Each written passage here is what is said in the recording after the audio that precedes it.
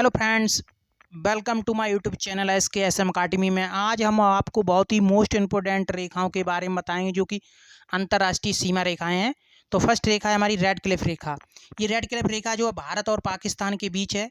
ये red Cliff रेखा जो है भारत और पाकिस्तान के बीच है। ये 1947 में भारत और पाकिस्तान सीमा आयोग के जो अध्यक्ष थे सर सायरेल द्वारा उनके द्वारा निर्धारित की गई थी। जो सर थे सायरेल द्वारा निर्धारित की गई थी 1947 में।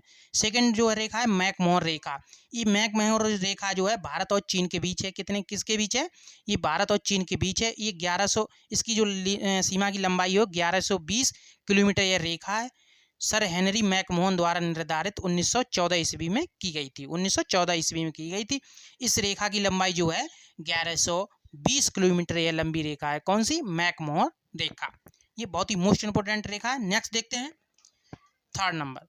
ये 17वीं समांतर रेखा। यानी 17वीं जो समांतर रेखा है ये उत्तरी और दक्षिणी वियतनाम की रेखा है। इन दोनों के मतलब किसके बीच है? ये उत्तरी वियतनाम और दक्षिणी वियतनाम। वियतनाम के एकीकरण के पहले ये दोनों भागों को बांटती थी। मतलब जब इसका एकीकरण नहीं हुआ था उससे पहले ये दोनों भागों को बांटती थी। उसके बाद है 24वीं समांतर रेखा। 24वीं समांतर जो रेखा है भारत और पाकिस्तान के बीच। 24वीं जो समांतर रेखा है भारत और पाकिस्तान के बीच। पाकिस्तान के अनुसार ये कच्छ क्षेत्र का यह रेखा सही निर्धारित करती है।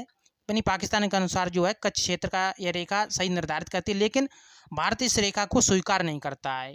किस रेखा को? ये 24वीं समांतर रेखा जो है भारत इस रेखा को स्वीकार नहीं करता है। ये बहुत ही मोस्ट इंपोर्टेंट। नेक्स्ट देखते हैं। उसके बाद है 38वीं समांतर रेखा।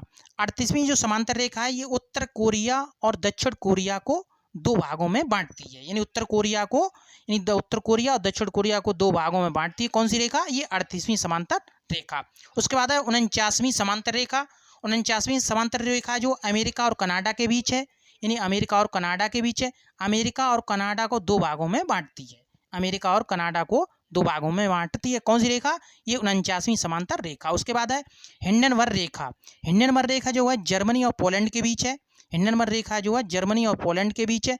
ये प्रथम विश्व युद्ध में जर्मनी की सेना यहीं से वापस लौटी थी। यानी प्रथम विश्व युद्ध हुआ था तो हिंडन जो वर्ग रेखा है ये जर्मनी और पोलैंड के बीच है। यहीं से भारत की जो मतलब ये विश्व युद्ध हुआ था तो यहीं से उस हिंडनबर्ग की रेखा है।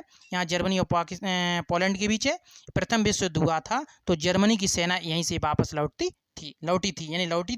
ये हिंडनबर्ग रेखा जो थी। नेक्स्ट देखते हैं 8 नंबर है ये ओडर नास रेखा।